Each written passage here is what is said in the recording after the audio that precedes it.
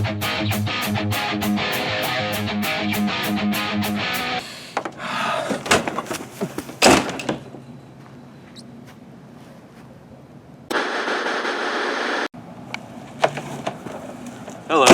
I heard you were looking for a Fungo coach. Come with me if you want to be elite.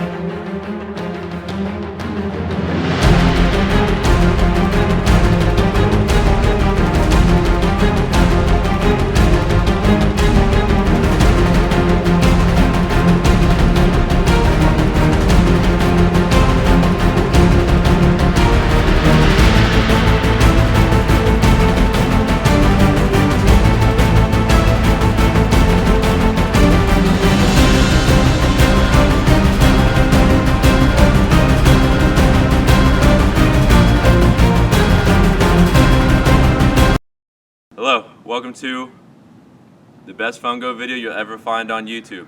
This is how to hit a fungo 101. Alright, we're going to go over a lot of different things in this video, from equipment of a fungo coach, the presence of a fungo coach, a routine that I go through day in and day out to make sure that I'm optimal on and off the field for my players. Alright, so the first main thing I want to talk about is going to be the presence. You don't want to walk up wearing khaki shorts or, you know, just absurd clothes. You want to look like you played baseball before, okay? It's simple.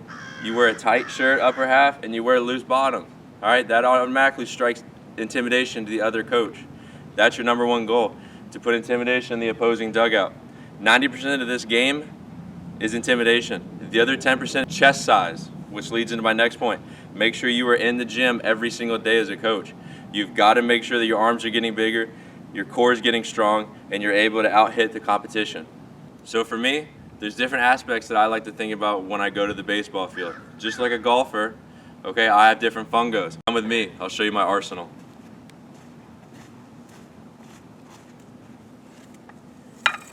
Now as you see here, you probably don't see a coach that has this many fungos in his repertoire, okay? Reason being, I have different bats for different things that I'm working on each week. This was my first fungo. The reason there's tape here is because I broke it. Not because of mishitting the ball, I always square the ball up, but because I swung too hard and too fast that this composite fungo wood could not keep up with me. So we got rid of it. Now, a lot of you talk about going to the gym. Well, this one here, if you know anything about fungos, this is the heaviest fungo out there. This one here is my practice bat because I'm getting good reps in while maintaining my strength and working on progressing to the next level of fungo hitting. This one here is just another one, little end-loaded bat that I prefer to use in practice too, especially with catcher pops. It helps me with getting the ball elevated. Now this one here, this is an important one. This is what we call a gamer in the coaching world. When you show up to showcases or travel ball events or whatever the case may be, and you got scouts sitting in the stands behind you, who are they going to go look at? They're going to go look at the guy hitting with one hand with a metal bat, or is he going to go look at the tank down the corner hitting absolute moonshots to his boys with a tight shirt on showing his biceps and his chest size? So the next thing I want to go into is kind of shoes. Okay, shoes are very important when it comes to coaching. Why? Because if you can't take care of your shoes and keep them clean, why is anybody going to give you any respect, you know? So, again, make sure I got good traction. Traction is the grip on the bottom of the shoe to make sure I don't slip. When I am trying to put a ball into orbit, I am not trying to slip and fall and bust my butt in front of everybody. That is embarrassing. I got to make sure that I have good traction so that way when I plant and go, I got everything underneath me and I send the ball at triple exit velocity over the left field wall. So now we're going to go into kind of more mechanical stuff, the grip. The grip does not matter. The only thing that matters is the result of how high the ball goes or how fast it comes off your bat. If you want to grab it like this, one hand, two, whatever the case is, do whatever feels comfortable. Because at the end of the day, They're not going to they're not going to tell the mechanics of a coach down there. They can look at you and tell if you played or not. But at the end of the day, how far or how high the ball is going is what they're going to care about the most. Next thing I want to talk about is placement when you're doing IO, whether you were in college, high school, whatever the case may be, where you're on an actual field where you're near home plate.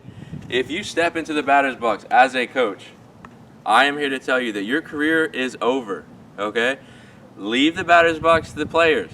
Your spot is over here in this circle that I drew because it's optimal angle for the catcher to be able to do his thing. You're over here, you got all angles of the field you need to get to, and you're getting your work in.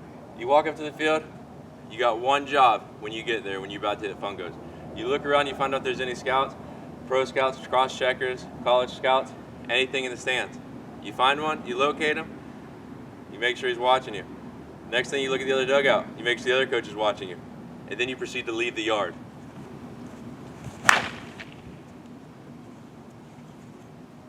And now we can start working. Now when we're talking about actual ground balls, okay, again, I got my infielder out there. I know the dude can field, that's why he's out there, all right? So why am I gonna waste time hitting little dinky shots at him? I'm trying to make the kid better, so I'm gonna test his angles, I'm gonna test his reaction time, I'm gonna do all those different things. Again, mechanics, if you played, you look good. If you never played, it shows, and you should find a young player or somebody who just got done playing to hit Fungos, because you are trying to look the best that you can as a team and an organization. So now we'll kind of go through a little bit of ground ball work, just kind of show you what it looks like for us on a daily basis.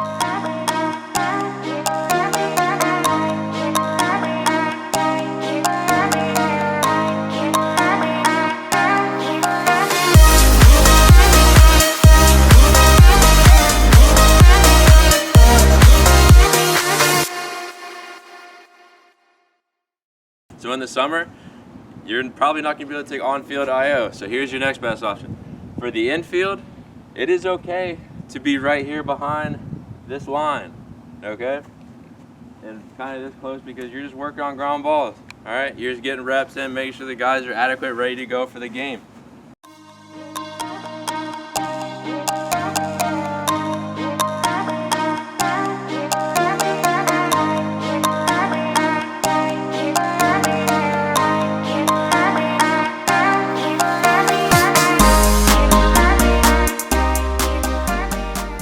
So a common occurrence that I see every now and then is when the infielders charge the ground ball. If you have an infielder that charges your ground ball, A, you're not strong enough, B, you just ain't got no juice, or C, that infielder doesn't respect your ground balls enough to stay back on it. So I'll give you an example. He does not respect me because he is charging the ball because he is pissed because I can't get the ball to him. You see, we are establishing the fear factor in many youth baseball players. We have got to eliminate that as coaches. This is another one that really bothers me when I see this at tournaments or high school games or whatever. If I am trying to showcase my player, okay, what am I going to get done when he's 100 feet away from me trying to hit pop-up? I can't optimally hit the ball high enough to where it shows the scouts in the stands what he can or can't do.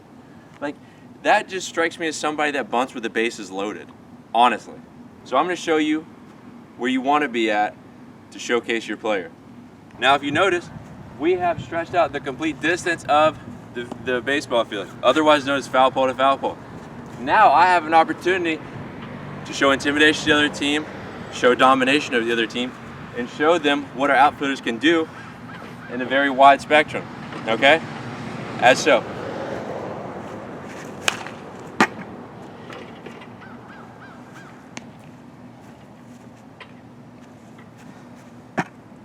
Don't ever tell your players this, but another point that you can do is to keep working on you leaving the yard as often as you can without telling them. You got to make sure that it doesn't look too obvious, okay?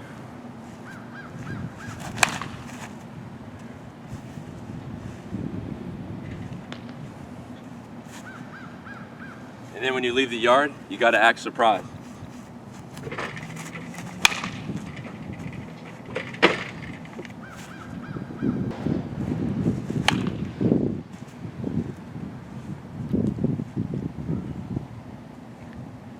Whoops. So last key thing I want to kind of go over is going to be the gym routine that I follow, and I've been following for the past 27 years. Kind of going into detail. Look, if you're not spending a lot of time in the gym, it's going to show, especially in the upper body region, just because after you get done playing, you're so done with doing legs, like it just does nothing for you anymore. So, if you were the kind of coach that walks around chugging Gatorade full of sugar, you're not doing yourself any favor. Move over to a gallon jug. It shows dominance and it shows that you care about your body. And then kind of going into my gym splits, a lot of chest, a lot of bicep, tricep, throwing some core for like 30, 40 seconds a day, mainly when I'm drinking water. And we'll do some battle ropes just to kind of get good stamina, cardio, especially when the guys want to come out here and do 10 buckets worth of balls. I got to make sure that I'm ready to go like a machine. Hey, we're going to get it done because we're built different. 3 tips I want you to remember. Get in the gym, stay hydrated, preferably with a giant gallon of water. Second thing is, hit the ball as hard and as far as you can every time you take a swing. And the third thing is, have fun. I mean, honestly, you're coming out here during your time that you could be in the stock market, making tons of money, doing extra jobs, whatever you can. Have fun with it. Sooner or later, you're going to see your guys get better. It's going to feel good, but at the same time, too, it's going to feel just as good watching the ball go over the fence still when you're done playing 10, 15, 20 years from now.